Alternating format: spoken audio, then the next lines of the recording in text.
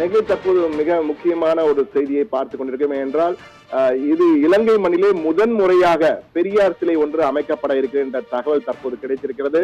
இலங்கைக்கு பயணம் சென்றிருக்கும் சேலம் மாவட்டத்தை சேர்ந்த இயக்குனர் சங்ககிரி ராஜ்குமார், இதற்கு முன்னால் நிறைய பேருக்கு இவரை தெரிந்திருக்காது. ஆனால் சீமான் பிரபாகரன் புகைப்படத்தை நான் தான் மார்க்கிங் செய்து சீமானுக்கு கொடுத்தேன் என்ற தகவலை அவர் வெளியிட்ட பிறகு பலருக்கும் தெரிந்த முகமாக மாறியிருக்கும் சங்ககிரி ராஜ்குமார், இயக்குனர் சங்ககிரி ராஜ்குமார் தற்போது யாழ்ப்பாணம் இலங்கையிலே பயணித்துக் கொண்டிருக்கிறார். மட்டக்களப்பு முதல் யாழ்ப்பாணம் வரை சென்றிருக்கிறார்.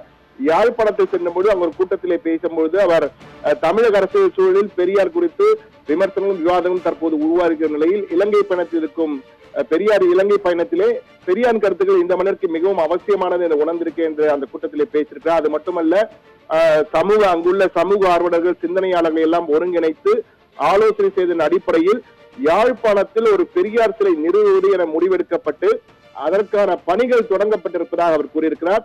தற்போது நாம் பார்க்கும் பெரியார் சிலை அல்ல அந்த சிலை எவ்வளவு வரப்போகும் தெரியவில்லை. ஆனால் பொதுவாக பெரியார் சிலை தற்போது கொடுத்திருக்கிறோம். லெனின், கார்மார்க்ஸ், பாரதியார், காந்தியடிகள், பல்வேறு தலைவர் சிலைகள் இலங்கையிலே நிறுவப்பட்டிருக்கின்றன. அதன் அடிப்படையில் பெரியாருடைய அவரது சமூக நீதி கருத்துக்களை ஈழத்து மக்களுக்கு கொண்டு செல்லும் வகையில் இந்த சிலை முதன்முறையாக பெரியார் சிலை இலங்கை மண்ணிலே நிறுவப்படுவதாக சங்ககிரி ராஜ்குமார் தற்போது தெரிவித்திருக்கிறார். சங்ககிரி ராஜ்குமார் அந்த கூட்டத்திலே பேசிய அந்த காட்சி நமக்கு கிடைத்திருக்கிறது. அவர் என்ன சொல்கிறார் என்பது குறித்து தற்போது முழுமையாக பார்ப்போம். எக்ஸ்க்ளூசிவா நமக்கு கிடைத்த அந்த காட்சிகளை தற்போது பார்ப்போம். பேசுறதுக்கோ பெரியார் தொடர்பான எந்த நிகழ்வுக்கும் நாங்க வரல. யாழ்ப்பாணத்துல மட்டக்களப்புல இருந்து யாழ்ப்பாணம் பேருந்து நிலையத்துல வந்து இறங்கி நிக்கிறேன். ஒரு சிலை இருக்கு, என்னன்னா ஔவையார் சிலை. நான் அந்த கீழே இருக்கிற தகவல்களை படிச்சுட்டு நிக்கிறேன். ஒருத்தன் பைக்ல இருந்து வந்து இறங்கி இருந்து, நீ ராஜ்குமார் தானே அப்படின்னா. ஆமா, என்ன அப்படின்னா, ஏய் நீ பெரியாரிஸ்ட், பெரியாரை பத்தி பேசிட்டே இருக்க. பெரியார் எதுக்கு தமிழ்நாட்டுக்கு? பெரியார் என்ன தேவையா இருக்கு? அவன் ஒரு கன்னடன் தெரியுமா? பெரியாரை பத்தி உனக்கு என்ன தெரியும் அப்படிங்கிறான். எனக்கு என்ன ஒரு ஆச்சரியம், என்ன ஒரு கவலை அப்படின்னா, இங்க இருக்கிற ஒரு ஏதோ ஒரு வேலை செஞ்சுட்டு இருக்கிற ஒரு தமிழ் சமூகத்தை சேர்ந்தவருக்கு தமிழ்நாட்டை பத்தியும் எதுவும் தெரியாது, பெரியாரை பத்தியும் எதுவும் தெரியாது. ஆனா பெரியார் தமிழ்நாட்டுக்கு தேவையில்லைன்னு யாரு சொல்லி கொடுத்தது? இந்த மண்ணிற்கு தொடர்பே இல்லாத தமிழ்நாட்டில் இருக்கக்கூடிய அரசியலில் ஒருவனை வெறுத்தாக வேண்டும் என்கக்கூடிய மனநிலையை அவனுக்கு யாரு ஏற்படுத்தியது? ஏன் பெரியார் சிலை வைக்கணும்னு சொன்னதுக்கு ஒரே ஒரு காரணம், பெரியார் இருக்கும்போதே சிலை வச்சாங்க, அதை உடைக்கிறதுக்கும் போனாங்க, அது பிரச்சனையும் பண்ணாங்க. அப்ப பெரியார் சொன்னாரு, எனக்கு ஒரு சிலையை வச்சுட்டு அதை வணங்குங்க, அதுக்கு கற்பூரம் காட்டுங்க, என் பிறந்த நாளுக்கு வந்து அது எல்லாரும் கூடி நின்று வந்து வழிபடணும்னு சொல்லி இல்ல. ஒரு சில வாசகங்களை வந்து அவர் கீழே எழுதணும்னு சொல்றாரு. என்னன்னா, இந்த வாசகங்கள் இந்த சிலை இருக்கிற வரைக்கும் பேசப்பட்டுக்கிட்டே இருக்கும். 4 பேர் பிரச்சனை பண்ணுவான், 4 பேர் அடிப்பான். அப்ப அங்க ஒரு சமூகம் பேசும், ஏன்டா இந்த பெரியாருங்கிறவன் என்னத்தை பத்தி பேசுனா, என்ன சொன்னா, ஏன் இவன் அடிக்கிறான், ஏன் இவன் உடைக்கிறான் அப்படிங்கிற செய்தியை மக்கள் கேட்கும்பொழுது 4 சின்ன பசங்க வந்து கேட்பான், 4 ஸ்கூல் படிக்கிறவன் வந்து கேட்பான், ஒரு 10 பேர் கடைக்கிட்ட நின்று பேசுவானுங்க. அவங்க கிட்ட இந்த விஷயம் பிரச்சாரமா மாறும்.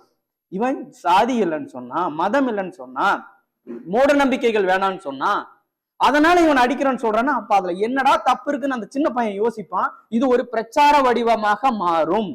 அதனால் என் சிலைகளை வைங்க, அது ஏற்படுத்த வேண்டிய விளைவுகள் அதுவே ஏற்படுத்திக்கும் அப்படின்னு சொன்னார். ஏன் இப்ப இந்த சூழலுக்கு இங்க இருக்கக்கூடிய இலங்கையில இருக்கக்கூடிய சூழலுக்கு பெரியார் பெருசா என்ன? அவர் தமிழரா?